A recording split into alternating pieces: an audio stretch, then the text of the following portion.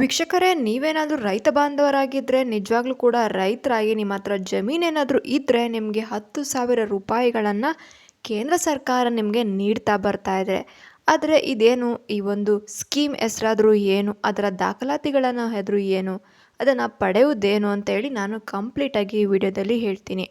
ಅದಕ್ಕೂ ಮುಂಚೆ ನಮ್ಮ ಚಾನಲನ್ನು ಸಬ್ಸ್ಕ್ರೈಬ್ ಮಾಡಿ. ಈ ವಿಡಿಯೋ ಇಷ್ಟ ಆದರೆ ಒಂದು ಲೈಕ್ ಬಟನ್ನು ಕೂಡ ಕೊಡಿ ವೀಕ್ಷಕರೇ, ನಿಮ್ಗೆಲ್ರಿಗೂ ಕೂಡ ಗೊತ್ತು, ಯಾರೆಲ್ಲ ರೈತರಾಗಿದ್ದರೆ ಇದುವರೆಗೂ ಕೂಡ ಕೃಷಿ ಕೆಲಸಗಳಲ್ಲಿ ಅವರು ತೊಡಗಿಕೊಂಡಿರ್ತಾರೆ, ಅಥವಾ ಅವರು ಆಫೀಸರ್ಸೇ ಆಗ್ಬೋದು, ಅವ್ರ ಹತ್ರ ಜಮೀನು ಅಂತ ಹೇಳಿ ಇರಬೇಕು. ಅವರಿಗೆ ಕೇಂದ್ರ ಸರ್ಕಾರ ಮತ್ತು ರಾಜ್ಯ ಸರ್ಕಾರ ಜತೆಗೂಡಿ 10,000 ರೂಪಾಯಿಗಳನ್ನು ಕೊಡ್ತಾ ಇದೆ. ನೇರವಾಗಿ ಅವರ ರೈತರ ಬ್ಯಾಂಕಿಗೆ ಜಮಾವನ್ನು ಮಾಡ್ತಾ ಇದೆ. ಇದರ ಯೋಜನೆ ಹೆಸರು ಬಂದ್ಬಿಟ್ಟು ರೈತ ಸಿರಿ ಯೋಜನೆ 2020-24.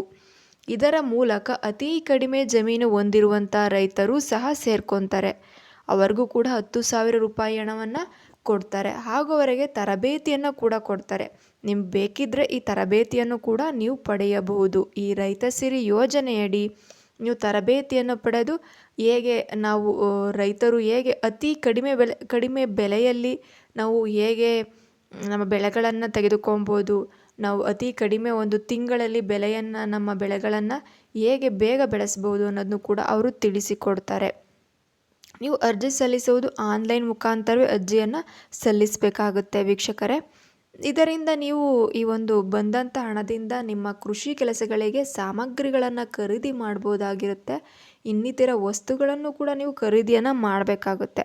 ಸಣ್ಣ ಪ್ರಮಾಣದಲ್ಲಿ ಕೃಷಿ ಜಮೀನನ್ನು ಹೊಂದಿರುವವರು ಸಹ ಈ ಒಂದು ಸಹಾಯಧನವನ್ನು ಪಡೆಯಬಹುದು. ಇನ್ನು ಏನು ನಾವು ರಾಗಿ, ಭತ್ತ, ಈ ಒಂದು ಸಿರಿಧಾನ್ಯಗಳಿರ್ತಾರಲ್ಲ, ಖಂಡಿತವಾಗ್ಲೂ ಅವ್ರನ್ನ ಪ್ರಿಫರೆನ್ಸ್ನ ಕೊಡ್ತಾರೆ.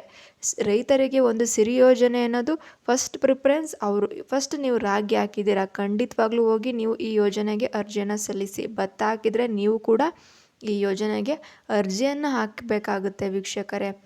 ಎಷ್ಟು ಜಮೀನನ್ನು ಹೊಂದಿರ್ತಕ್ಕೋರು ಇದನ್ನು ಅರ್ಜಿಯನ್ನು ಸಲ್ಲಿಸ್ಬೋದು ಅಂತಂದರೆ 3ರಿಂದ 5 ಎಕರೆ, 5 ಎಕರೆ ಒಳಗಿರಬೇಕು ಅಂಥವರು ಈ ಯೋಜನೆಗೆ ಅರ್ಜಿಯನ್ನು ಸಲ್ಲಿಸ್ಬೋದು.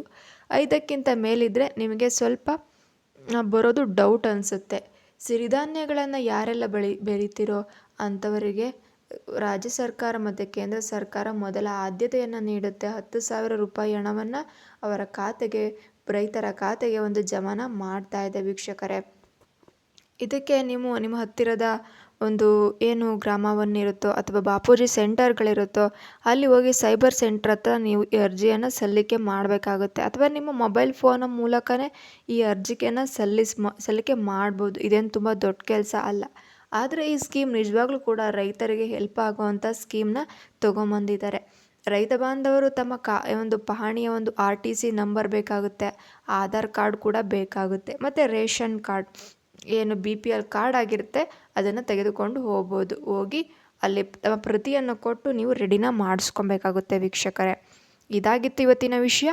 ಇದೇ ರೀತಿಯ ವಿಷಯಗಳಿಗಾಗಿ, ಇದೇ ರೀತಿಯ ಸ್ಕೀಮ್ ಅಪ್ಡೇಟ್ಗಾಗಿ ನಮ್ಮ ಚಾನಲನ್ನು ಸಬ್ಸ್ಕ್ರೈಬ್ ಮಾಡಿ. ಈ ವಿಡಿಯೋ ಇಷ್ಟ ಆದರೆ ಒಂದು ಲೈಕ್ ಬಟನ್ನ ಕೊಡಿ ವೀಕ್ಷಕರೇ.